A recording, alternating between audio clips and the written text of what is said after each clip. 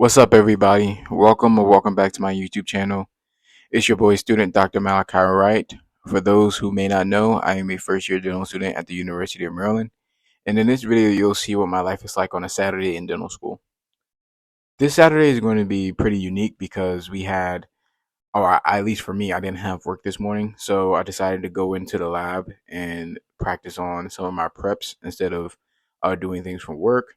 Typically, I have sessions in the morning that start at around 9 and go all the way until 12. And I also have documents that I edit throughout that time as well, either before or after. So it's kind of different having the time to be able to go to the lab instead. Honestly, one of the things that I love doing in the morning is making my bed because it helps you get organized, get started with your day, and organizes everything in your head to where you can get started and doing some things efficient throughout the rest of your day. So make up your bed in the morning.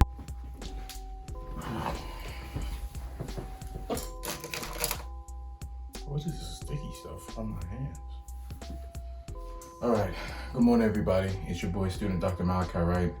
And in this video, I'm gonna be showing you all Saturday in my life, but it's not really a typical Saturday because today we're actually going to the school to work on some preps.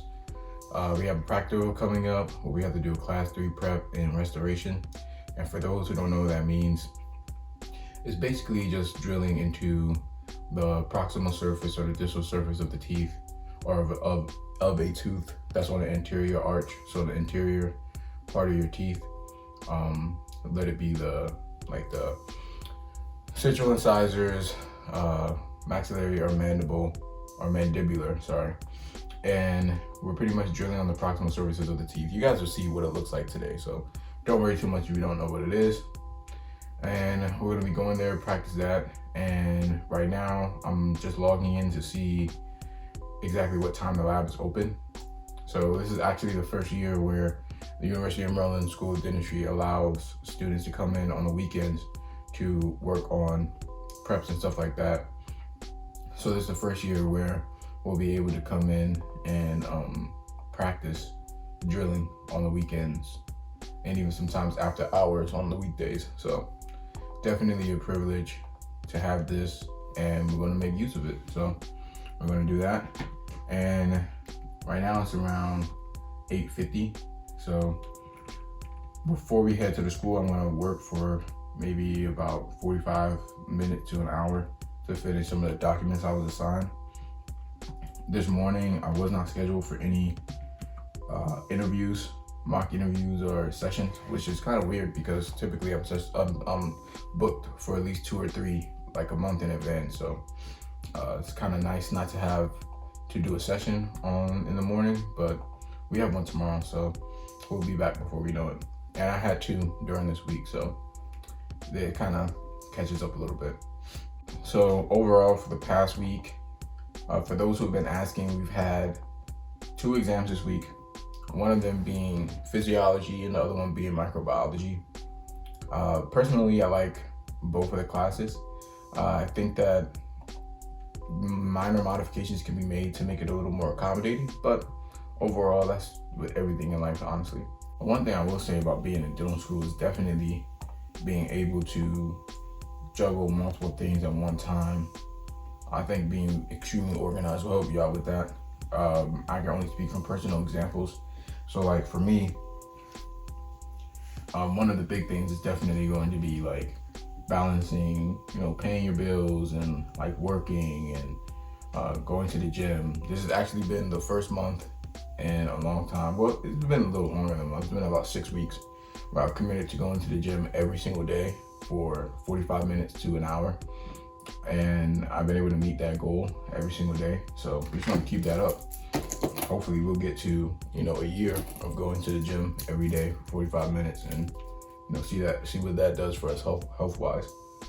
But overall, like for example, this morning, my girlfriend, the back tire on her car keeps going flat. So I gotta see if it needs to be plugged up.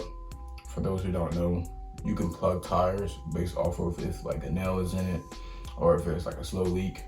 But if it's on like the wall of the tire, like around the rim, it can't be plugged. So I'm gonna look into that. Might get 4 new tires because it is around that time where we need to replace these tires. So I might get 4 new tires for my car, 4 new tires for her car. All right, so I'm about to review this application really quickly, and then we'll get about our day. All right, so I'll see you guys in a few.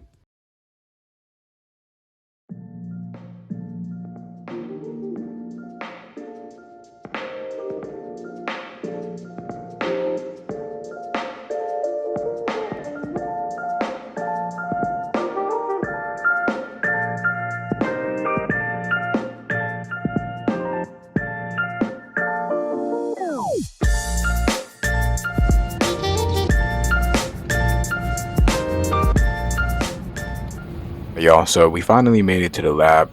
I got my stuff set up, got my Garrison ring and my rubber dam on my patient, and now it's time to start to get to work. So one of the things that I wanted to let you all know is that this class is called Operative Dentistry. This is going to be a class that you'll take in the late, like, I want to say late, but I would say in around November during your first semester of school. This class is where you're basically going to learn how to drill and fill different components of the teeth, where you're going to be focusing on class 3, 2, 5, and a whole bunch of different classes of restorations. It's a super cool class because you actually get to drill. You all know I wasn't really too much a fan of the wax, even though I loved the course.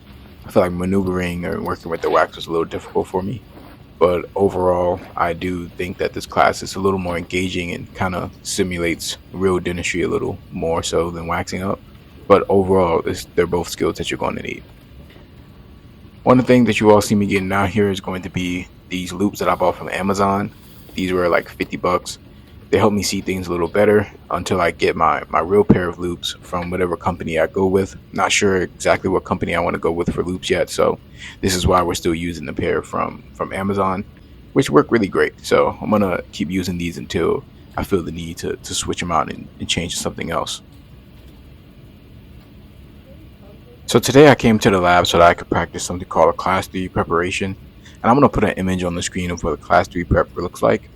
One of the biggest things is going to be making sure that my measurements were good. So that's what I wanted to practice. I wanted to make sure that my incisal, the gingival,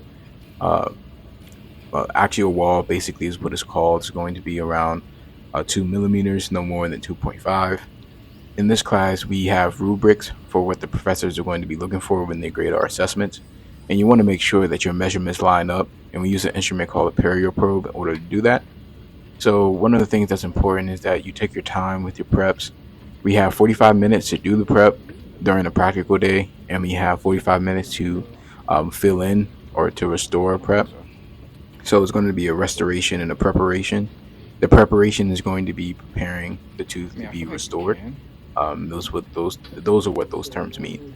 So in doing a Class 3 preparation, you want to make sure that you have the correct measurements. And the cool thing about dental school, obviously, specifically University of Maryland, is that they're going to show you step by step exactly what you need to do, while also making sure that there is enough faculty around to make sure that you get the help that you need, and they'll show you exactly what they're looking for. One of the more difficult things about this type of preparation is that it's going to be using indirect vision. So unlike a Class 5, which is seen here on the screen, a Class 5 is a little easier to do, for me at least, because you don't have to use indirect vision. So everything that we're doing right now is going to be backwards when using indirect vision, which takes a little while to get used to. But honestly, for everyone in my class, basically everyone caught on really quickly, so it wasn't too difficult. The one thing that's been giving a lot of students struggles is going to be putting on the rubber dam. And I think it's solely because we don't know exactly what hole to use, and some people have different strategies, and so many people have different tips on installing a rubber dam. But once you find out which one worked for you, you'll be able to get it on pretty quickly. I think this one specifically, I was able to get on in like maybe 10 or 15, not even 15 minutes. I would say maybe 8 to 10 minutes, which is a much improvement for what it was like before, when it used to take me like 15 minutes to get it on. I think today, as of the day that I'm recording or I'm editing this video, I can get it on in about maybe 5 to 6 minutes. So you definitely get better with practice. You just got to make sure that you're practicing more often than not. And the importance of a rubber dam is going to be to isolate whatever area you're working on. Typically, we don't have to isolate all the teeth like you see here. Like I have all the teeth all the way up to the second maxillary premolar isolated, which is typically not going to be the case for whatever procedures you do. So it will vary depending on what you're going to be completing. So yeah, here you'll see me doing a class 3 preparation. So I'm going to start off by making sure that I mark on the tooth exactly 1.5 millimeters from my actual wall, making sure that my mesial to distal contact points are about 2 millimeters, about maybe 2.5 millimeters apart, no more than 3, and then ensuring that my depth is going to be about 2 millimeters, no deeper than 2.5 millimeters. And you won't know your depth until you start drilling, but just having a mental note of that before you continue is going to be important. And specifically for this restoration, you're going to have a high piece or a high speed hand piece, and you're going to have a low speed hand piece when you're going to start doing the restoration. So of course they'll tell you about that stuff when you get into dental school. But one of the things that I think would have been beneficial, or something that I would have wanted to know before coming into dental school, was that all the stuff that you need to know you're going to learn in school. So I wouldn't really be too stressed about making sure that you have everything perfected and trying to make sure that you have the right pair of loops or trying to practice putting on a rubber dam. Like honestly, you'll learn all this stuff in school, and once you learn it, you'll get it pretty quickly with practice, because they make sure that you do this stuff a lot. I would definitely say it felt pretty strange being in school on a Saturday. Since we're already here basically Monday through Friday every day of the week. Being here on Saturday was definitely different, but it was really relaxing, honestly. When you change your mindset on exactly what's going on, you could think about something as being stressful, or you could think about it as getting you one step closer to your next goal, or just having a relaxing time. Me specifically, during this day, I was actually watching, I believe Bob's Burgers, or one of those shows that I like to watch. That's like has a really mellow vibe whenever I'm doing work or doing something that maybe causing me to be a little anxious. And I think that's important to do, because it helps you kind of relax a little bit in the moment and actually enjoy what you're doing. Because again, it's the journey that's most important, not so much meeting the end goal. So you want to make sure that you enjoy the journey while you're going through it.